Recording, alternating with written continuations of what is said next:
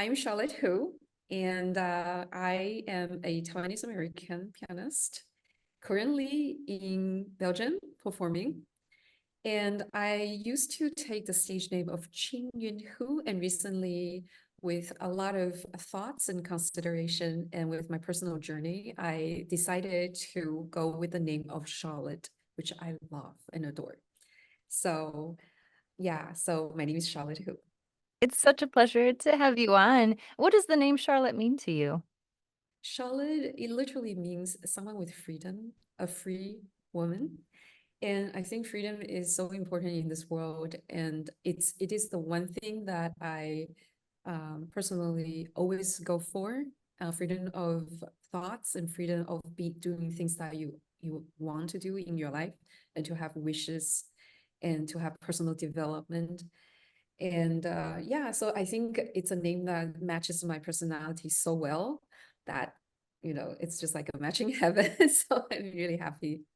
We will shortly get into your new album of Liszt music, but before that, I'd love to hear more about your story. You mentioned having moved from Taiwan to the US, and as a teenager, I understand that's when you made the move. Yes. I went to the United States when I was 14 years old because I wanted to study with great teachers, and I wanted to have, a wonderful education in music and to explore different things. So I actually told my parents that I wanted to go abroad and study, even as young as at the age of 10 when I decided to become a concert pianist.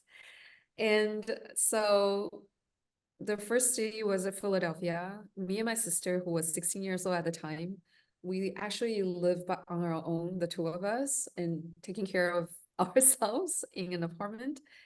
And went to regular grade school and high school, and also went to Juilliard School in New York as a pre-college student every Saturday. So that was quite an interesting time as a teenager. Yeah. Yeah, when you came to the States, how did you feel? Were you nervous to travel kind of on your own like that, or excited, or a little bit of I both? was excited. I was so happy and so excited. Of course, it was I would say it was a difficult time in terms of not having adults, not having parents next to you. And also, having to take care of things on your own at such a young age. But the world it opened up for me. I could go to Philadelphia orchestra concerts 4 times in a row. um, and um, and just being able to explore possibility of becoming a concert pianist, that it outweighed anything else, the loneliness, the difficulties. I mean, it was just an exciting time. Yeah. Yeah. Well, let's get up to speed on your current projects. I'm thinking in particular Liszt Metamorphosis, this new album Yeah. you have coming out. When did this project come about? I actually have the physical album right here. It was sent to me from Germany, because the label is Pentatone and they're based in the Netherlands. And the album really came about in during the pandemic, actually, I should say, because during the pandemic, everything closed down, people were isolated. And at that time, I just felt such a close feeling to Liszt's music, because Liszt was such a humanitarian. He had great love for his friends, for humanity in general. And his music has such spirituality quality to it. And I started playing lots and lots of Liszt's music. And one of my concerts that I was supposed to perform, I believe in later 2020, in the fall of 2020, and it got canceled because I couldn't travel. And that was when I was supposed to perform one of the Liszt programs. And so since then, I decided that I should record this particular album because it just had such a resonance with me. And then before I recorded it with Adam Ipshouse in New York in 2023, I started playing this particular program in concerts a lot, starting in Asia, because Taiwan was open, China was open at some point. So I was able to started to do some concerts with the program, and eventually in Europe, and then in United States and finally recorded it. Yeah. So it all started because there was a connection with the music. Yeah. Yeah. The title itself, Liszt Metamorphosis, suggests Liszt as an artist who is kind of a chameleon in some ways. So what are the various artistic facets that you explore across the course of the Mm, album? yeah, so I actually opened the album with a late work of Liszt. And the reason to that is because I wanted to have something that has a meditative quality to it to open open the album with.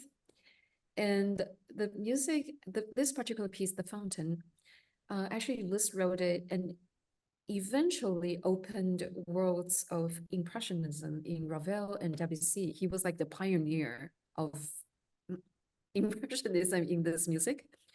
And then from that piece, I played 5 transcriptions of Liszt. And because Liszt was one of the most amazing transcribers of all sorts of repertoire. So I wanted to show that side of Liszt. And then after the transcriptions, I played the 3 concert etudes, which Liszt himself performed.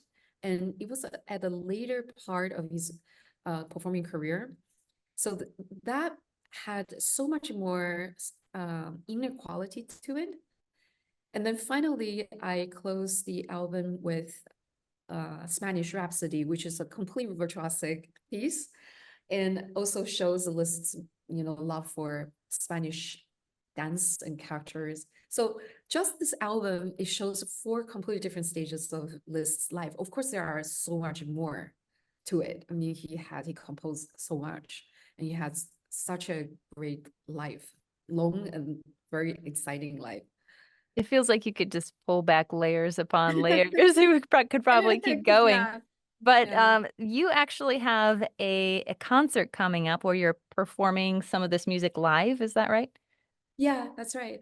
I'm actually going to record at the BBC radio just next week, some of this music, and then followed by the album's launch concert in Philadelphia at the Philadelphia Young Pianist Academy Music Festival. Yeah, And that's one that on the you 27th. founded, wasn't it? Yes, yes, that's right. Yeah. That one, and there's another festival in Taipei. You have 2 of them? Yeah, I started with the one in Taipei. I starting a festival really was because I wanted to give back to the society, like because when I was growing up, I didn't know how to become pianist. I didn't know who to study with, where to go to school. It wasn't like the internet was uh so easy to find information like nowadays. And so I started the festival in Taipei as a way of showing the next generation of piano pianists, here is, here I bring you the best of the best, right, at your hometown, where you can just take a taxi instead of like me, where I flew 5,000 miles away to find good teachers and such. Yeah, so festivals as a way to share music, to find a stage for young generations. It has taken a lot of energy and time, but I find it extremely rewarding. And the festival in Philadelphia is just about to open the 12th festival. So it's been 12 years. Congratulations on that. That's Yeah. so exciting. It feels Really. like you're following in Liszt's legacy of promoting music and making it more accessible to the wider public. So that's definitely something to be celebrated. And you live in Philadelphia now? Yes. Yeah. I really like Philadelphia because it's not overwhelming. But it's got everything. There's so much art. The restaurant scenes is great. There's always new restaurants opening up, and people are very friendly and supportive. So good to hear. Is there anything else you'd like to share about Liszt Metamorphosis or about you and your journey in music? Well, Liszt Metamorphosis actually goes, it drops in just a couple of days. I mean, the pre-order is already started a couple of days ago, but I am so looking forward to the 19th, which is when the album officially is released worldwide on digital platforms. So I'm really looking forward to that day. Yeah.